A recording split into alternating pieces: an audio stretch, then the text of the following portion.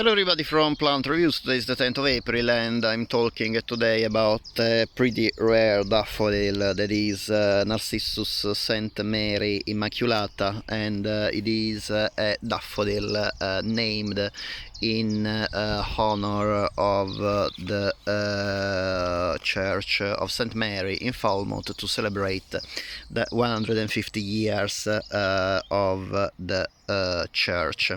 And the hybridizer who developed this variety is Ron A. Scamp, that has probably the best nursery UK for daffodils. He has very rare varieties, and I often buy daffodils from him.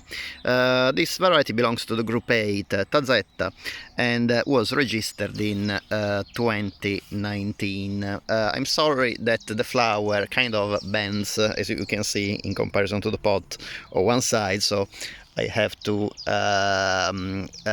try to keep it straight by hand.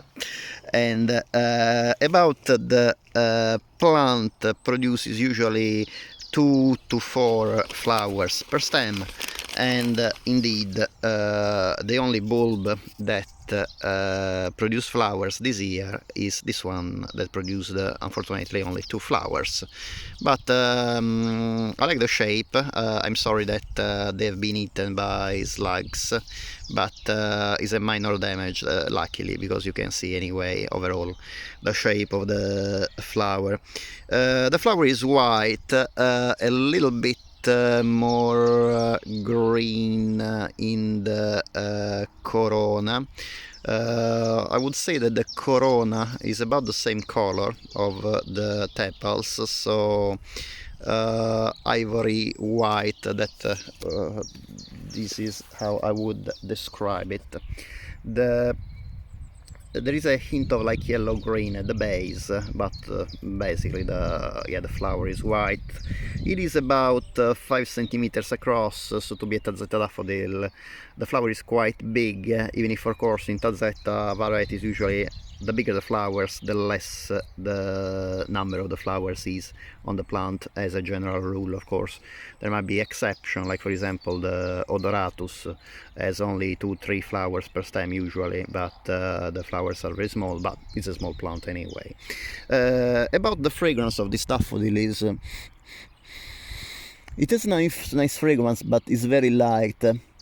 If you go on daffsick.org, it is supposed to be strongly fragrant, but actually it's definitely not. The fragrance is pleasant.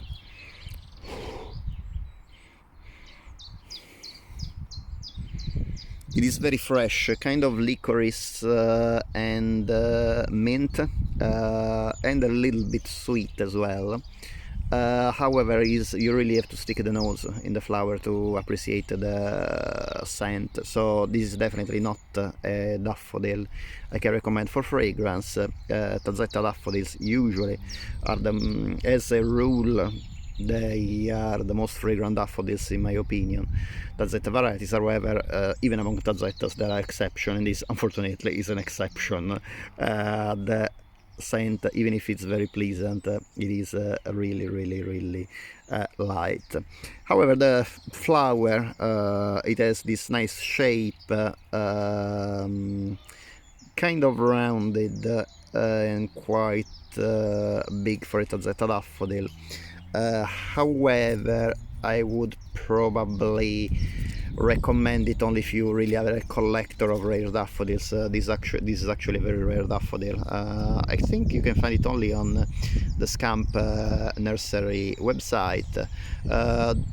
It is anyway a lovely flower for shape, but again, you can find many varieties of white daffodils even among tazettas, and some of them are a lot more fragrant.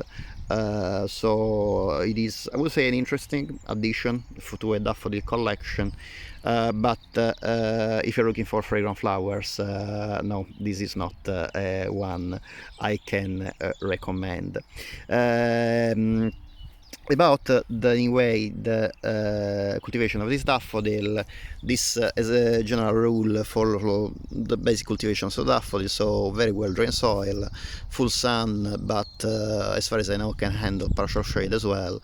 And the only thing is usually tazettas are not completely hardy. This is a variety that has been developed in Cornwall, that is the warmest part of the United Kingdom.